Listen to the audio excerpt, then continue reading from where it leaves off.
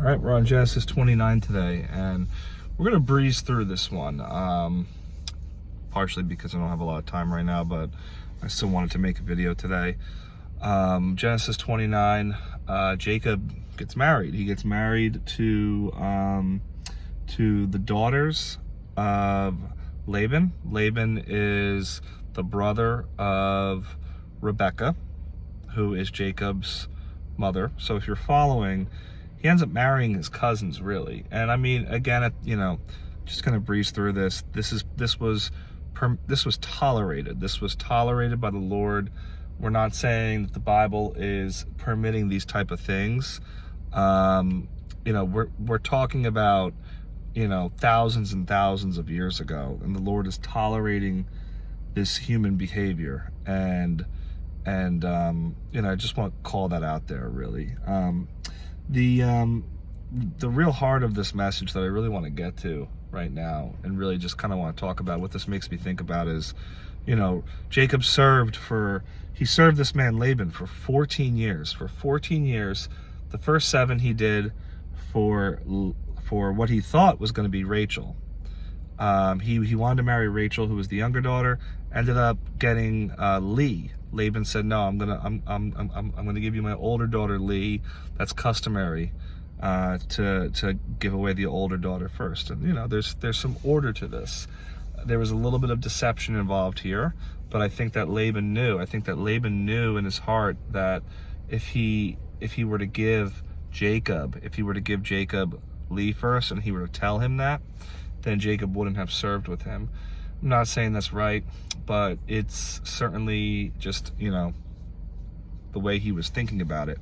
But Jacob loved Rachel so much that he stuck around, and even after being told that he was going to get Rachel as his wife after 7 years of service to Laban, he ended up having to do another 7. So now it's been 14 years that have passed, and he has Leah and he has Rachel as his wives.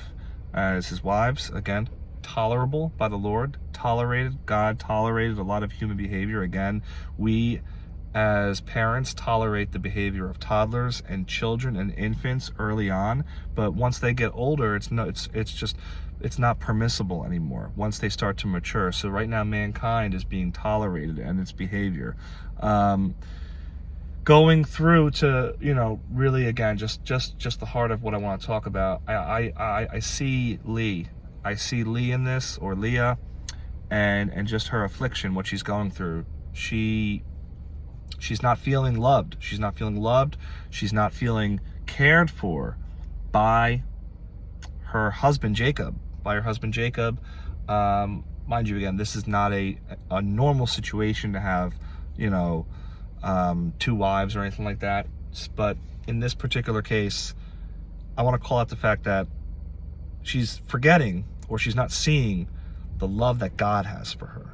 The love that God has for her, and the love that God has for her, that he would allow her to have these children. Instead, she has this desire towards her husband, that if I bear children for him, if I continue to bear children for my husband, he will eventually love me. He will eventually turn and love me because I have given him children. Now, I just want to say this. The fulfillment that we feel in our heart should not be dependent on any one person. It should not be dependent. I'm sorry, I'm seeing a Jesus bumper sticker, which is pretty cool. I'm doing this right now. I see a Jesus bumper sticker. Sorry for the interruption. Our fulfillment, our feeling of completion, our feeling of contentment should not be dependent on what people think about us. It should not be dependent on what our spouse thinks about us. It should not be dependent upon what our children even think about us. I mean, there are plenty of situations where people get married and they're just not feeling the same. They're looking for a certain type of love and affection, and they're just not getting it. They're just not getting it from their spouse. They're not just getting it from the people that they're supposed to get it from. But the truth is, as much as that's where we look to get it from, only the Lord can give us the complete satisfaction, the complete fulfillment that we desire in our lives.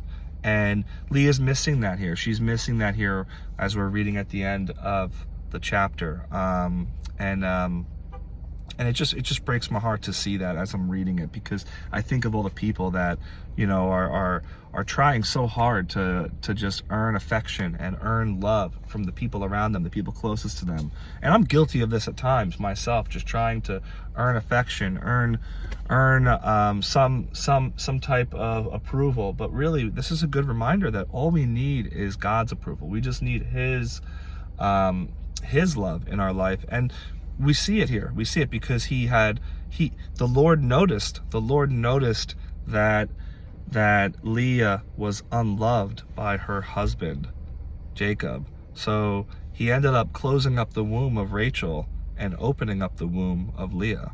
And it was His way. It was the Lord, you know, showing affection and love towards Leah.